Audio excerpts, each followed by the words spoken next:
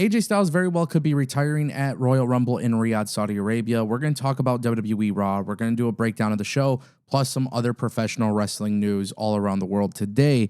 So let that just be a reminder. If you guys want more videos like this, don't forget to click that subscribe button and ring that bell. This way you never miss a video on the channel. I'm going to keep you guys updated along the way.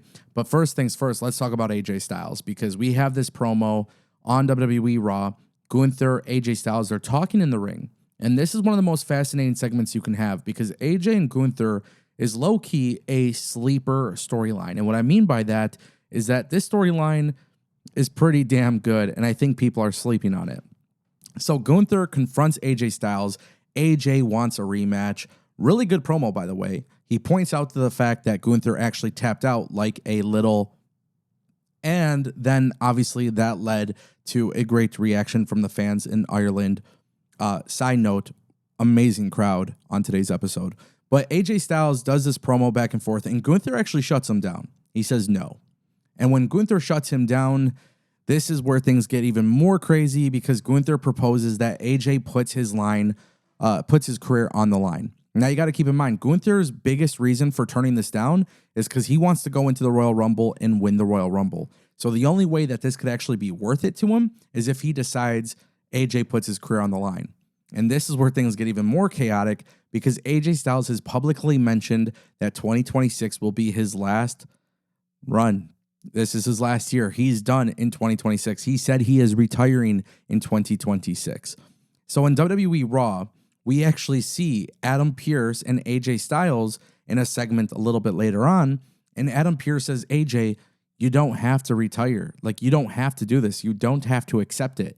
And I'm not going to lie, when they aired this on television, I was almost thinking that WWE kind of regretted putting this on television, because it's clearly too soon for AJ to retire. I mean, it's January 19th, for crying out loud. When he said he was going to retire in 2026, I don't think anybody really imagined this would be the scenario. But nonetheless, AJ Styles actually accepts. He says yes, he's going to put his career on the line against Gunther at the Royal Rumble. And this now becomes official from Adam Pearce in the WWE. So this is where things get even more chaotic, because you have to wonder, what is WWE's actual plan here? They are trying to build Gunther up as this unstoppable force. So you really can't have Gunther lose at the Royal Rumble, and you can't have him lose to AJ at the Royal Rumble. Like, it's just not that big of an event. Yes, it's a big event.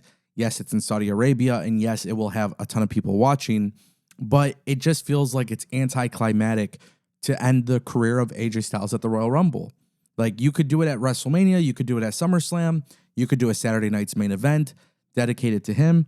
But that's where things get obviously really interesting. That's where things get a little bit more chaotic, because there is a chance that they actually could have AJ retire. The truth is, they very well could have AJ Styles retire at the Royal Rumble. And I said earlier, it's a full circle moment. You cannot forget about the fact that AJ Styles and his introduction to the WWE Universe was the Royal Rumble. And when he came in at the Royal Rumble, it literally shook the wrestling world like crazy. It took the headlines by storm. And so we have seen firsthand exactly AJ's, impact on the WWE Universe. And we have seen firsthand how much of a big contribution he's made to the WWE. But we don't forget about his history in TNA.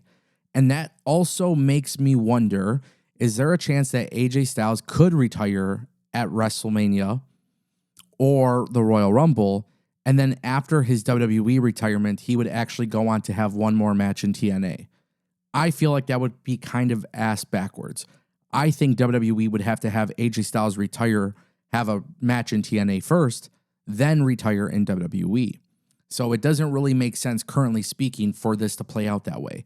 What I think, and this is a big one, what I think will happen is that AJ Styles will end up beating Gunther by DQ at the Royal Rumble. Somehow, some way, Gunther will be protected. And this is where you could kind of open up a can of worms, because you might offend a lot of wrestling fans here with some sort of wonky finish. But I predict that a wonky finish is exactly what will happen at the Royal Rumble, and then AJ Styles versus Gunther at WrestleMania will in fact happen, and that would be AJ Styles' retirement match. And I think that is going to be one of the biggest things that people will be talking about, which is so unfortunate. But as you guys know, people will talk about it a lot on that day, maybe for a day or two after. But the wrestling industry keeps moving forward, and therefore we will see people will move on. But the idea that they have this wonky finish, the idea that they have this moment at Royal Rumble where somehow he survives, then allows WWE to send AJ Styles to TNA. And then at TNA, AJ Styles could have his final send-off at TNA. And before WrestleMania, he gets that match out of the way, then goes to WrestleMania. You could retire him. But this is a very strange scenario. This is one of those things where I think it's chaotic, and no matter what, I can see the comments flooding in now. A lot of people will disagree with me. A lot of people will disagree with me. Continuing with WWE Raw, we saw a lot of great stuff. Maxine and Becky Lynch, Intercontinental Championship. Some people were worried about maybe this feud going on a little too long. And I totally understand where people are coming from. But Maxine has really improved in the ring. And we got Maxine versus Becky Lynch. And Natalya came to the aid of Maxine. She actually came out with her. They did a little pre-match segment. And obviously, I think the writing was on the wall. Maxine and Natalya, it's kind of been like this long little story that's kind of been told in the background. It started to make a lot of sense. And obviously, Maxine is not going to beat Becky Lynch, especially in Ireland. But that was to get to what inevitably was supposed to happen, which is the Natalya heel turn. And we've seen Natalya on the indies in GCW, and we've seen her turn into this character, the Natty Neidhart, low-key Natty, just a brawler, badass chick who's a heel. And I love this heel turn in so many ways. This was a very big strength to WWE Raw. Natalya turned on Maxine. She actually helped Becky win, turn on Maxine. Very good. In addition to that, we had the Vision versus Penta, Penta, Dragon Lee, and Rey Mysterio. And that was a 6-man tag match, which, holy shit, if you guys did not watch this match, go on Netflix, find this match, and watch it. Just a very, very good match altogether. The trios, the luchadors being together in a trios match like this, it just clicks. Their chemistry is off the wall. Like, there is just so much good that comes from this. Very, very good stuff there. Theory eating the pin is kind of disappointing, but I understand. They did this whole thing in this match with Adam Pearce being ringside. He sees them passing around the knuckles. The whole thing really worked out well. But the in-ring stuff here was just phenomenal. So this was another very good thing for WWE Raw. What I found actually even more fascinating was the fact that WWE has found a way to have the Vision lose without necessarily hurting them. And you see a lot of that in this match with Adam Pearce and the ref and things of that nature. Paul Heyman, obviously. But you need to have the baby faces win. Sometimes you got to have them win. You don't want Penta and Dragon Lee losing, especially on an episode of Raw. Now, if this was pay-per-view, that would be different, but I was okay with the match. The match was very exciting.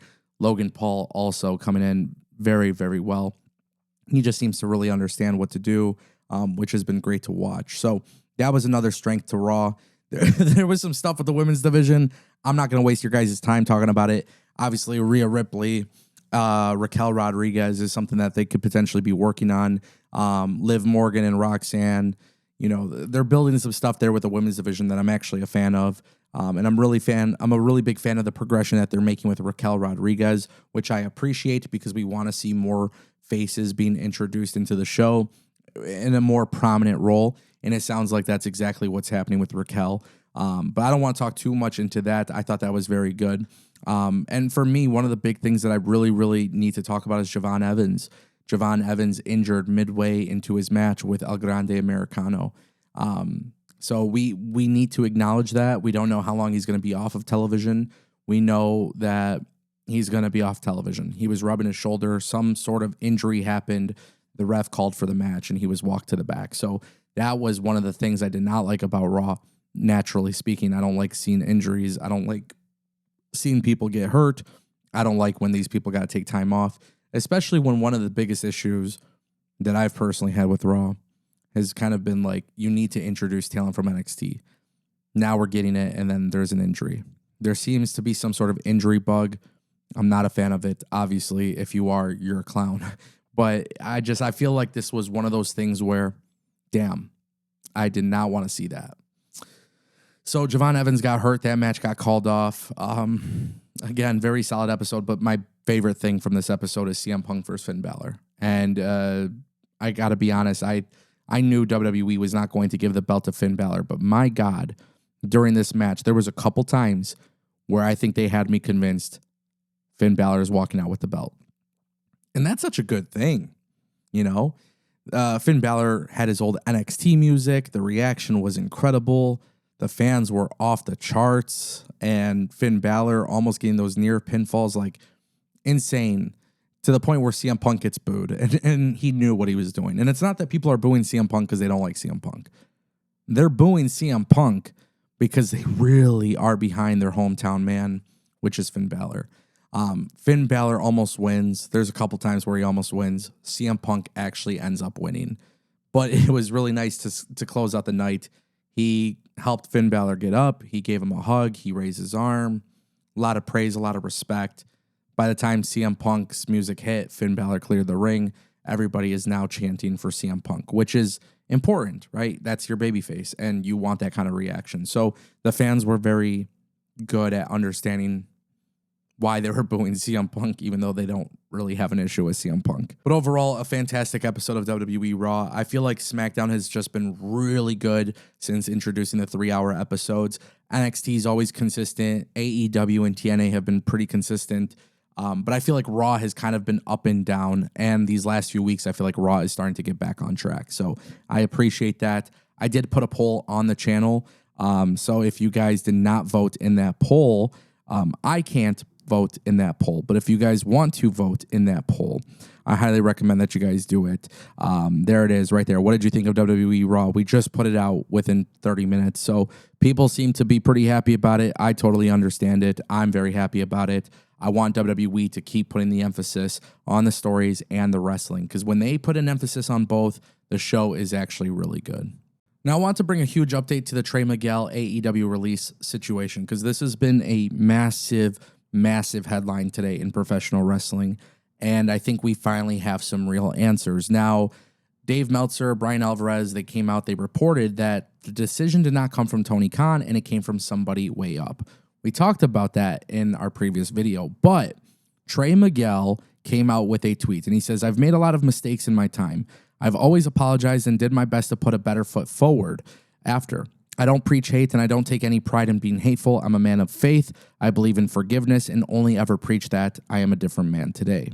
Now, we know that Trey Miguel was quietly released, and we've heard that Trey Miguel was quietly released, but it didn't come from Tony Khan, and it didn't come from somebody within AEW. So immediately, everybody thought, okay, he either requested his release, which would not make any sense whatsoever, honestly. But the other thing was WBD. And it seems like this is another Jay Briscoe situation. As you guys remember, Jay Briscoe was not allowed on AEW television. Warner Bros. Discovery were 100% against it. Mark Briscoe was allowed. Jay Briscoe wasn't because of his comments that he made in years past. It was a huge controversy. And immediately today, now people are starting to understand that this sounds like another Jay Briscoe situation. Now, for those who are unaware of this situation, Trey Miguel previously came under fire in 2020 for making comments in regards to the LGBTQ community. In the now infamous post, there was just a lot of stuff that was being said. It was very, very controversial. I can't even read them, nor do I not want to read them. But even at that time, Trey Miguel did actually, apologize for it. He said that he's not anti-LGBTQ. He said, he's got friends that are in the community and stuff like that. He was very apologetic for that back then. But also in 2019, there was some stuff that was also out there between a Twitter exchange between him and an independent wrestling star named David Starr. And in that heated exchange, there was some stuff that he was called out for that might have been anti-Semitic. Now, there was a lot of controversies in the past. It doesn't really help for me to read all the comments. You know what I mean? You could go on social media, you can go and find these comments There's screenshots and stuff of that nature.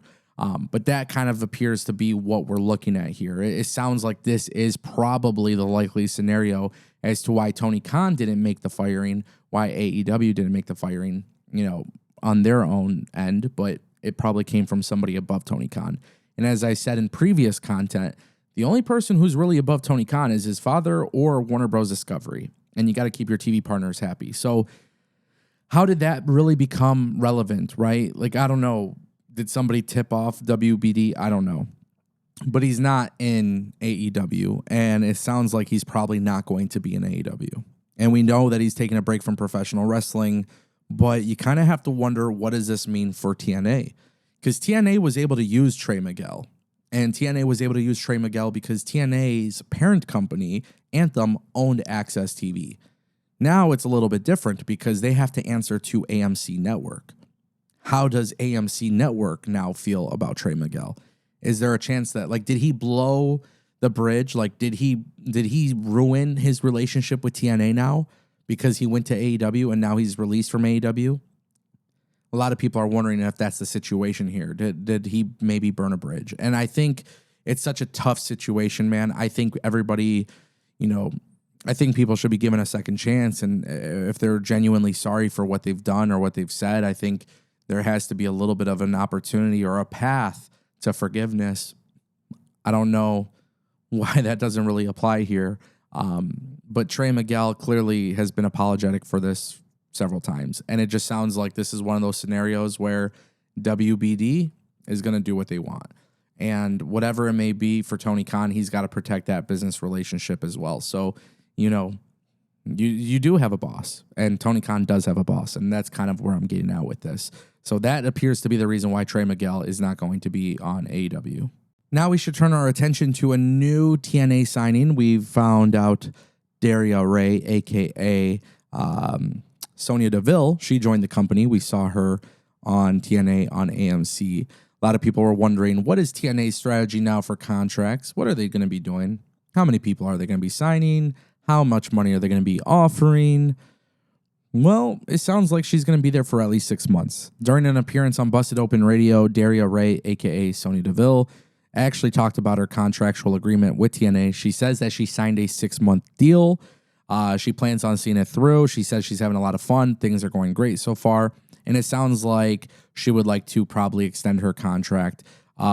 She actually says, too, as long as it's a continuously mutual beneficial situation, meaning I am adding value and I feel good about what I'm getting in return, then I don't see why it wouldn't continue long term. So she has the ability to do outside projects. She has the ability to work in TNA. It kind of makes sense. I'm more fascinated about this because I have taken a very strong interest in how contracts are being presented and offered throughout the business.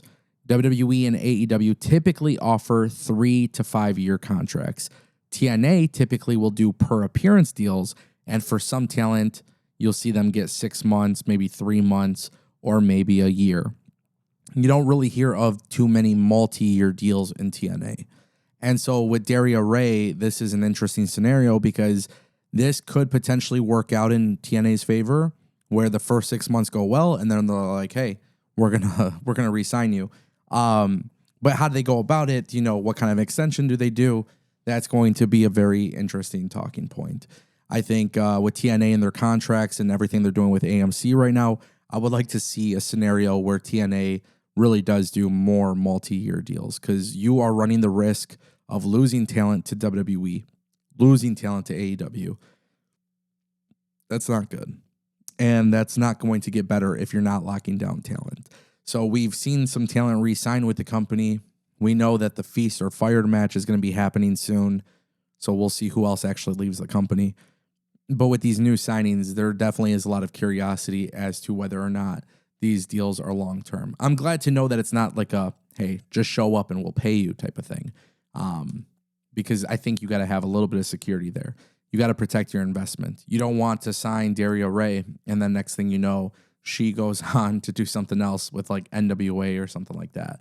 And that's, it sounds kind of crazy, but Sonya Deville was literally at the Invicta FC event not too long ago, Invicta FC is like the MMA promotion that Anthem owns. So I knew I knew there was something there potentially brewing. And for Anthem, that's probably a good thing. You could probably have her involved in both TNA and Invicta. But yeah, it's going to be I'm definitely going to be curious to see what that next step looks like. And I think for TNA, she's not going to move the needle. She's not going to bring them 500,000 viewers or anything of that nature. But I think she's going to bring a nice, valuable part to the storytelling. Anybody who remembers her as an authority figure in WWE knows what she could do. So it doesn't sound like she's going to be wrestling, but maybe that changes too. Who knows? And 6 months from now, things could be completely different. Who knows what TNA's television deal looks like? Who knows if they're killing it or not? But maybe that is one of the biggest pros to TNA doing these shorter term deals, because then there isn't some sort of irresponsible contracts being given, that kind of thing. So it is important to mention that. And for our final story of the day, I just want to talk about some changes that you guys could expect for WWE SmackDown, because USA Network is making changes again. Now, because of the Olympics, the Winter Olympics in 2026, it is going to be taking over the USA Network. So what's going to actually happen, if you guys didn't know, the Winter Olympics are happening from February 6th to the 22nd, I believe. It's taking place in Italy. And essentially, USA Network will basically be doing 24/7 coverage for NBC for this whole thing. And now a spokesperson for USA Network actually confirmed to Post Wrestling that SmackDown will air live on Friday, February 13th and February 20th, but it's going to be on the Sci-Fi Network. So this will be interesting. The show will remain 3 hours long, but WWE and SmackDown and the USA Network executives, all of them have confirmed that the show will basically be on the Sci-Fi Network. Now, keep in mind, WWE used to be on the Sci-Fi Network, but I think a change like this will dramatically see a decrease in viewership. And I think for WWE, and quite frankly, I'm just going to say it, for like WWE and AEW, I know you're trying to satisfy your TV partners, and I understand that, but it is sometimes an inconvenience when you do these one-off shows that are on a different network. I really do. I think it's inconvenient for your audience because you have to train your audience properly to know what channel to go to.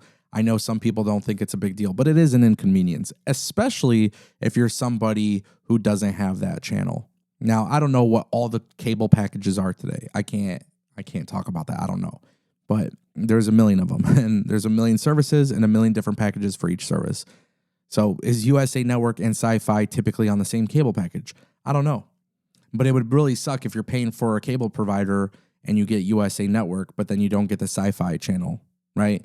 And even if it's 1 or 2 episodes, that's still 1 or 2 episodes that you may not be able to watch. So people pay for a TV service because they want the channels that they want to watch. If they're not getting the channels that they want to watch, then it's obviously problematic for a variety of reasons. So I genuinely believe like these kind of things are annoying. And it kind of goes to show you that like the Olympics, which by the way, I can't imagine the Olympics on the USA Network getting more views or viewership than WWE. Maybe I'm wrong. I don't mind being wrong. I just can't imagine that being the case. I don't think the Olympics are as popular as it was back in the day.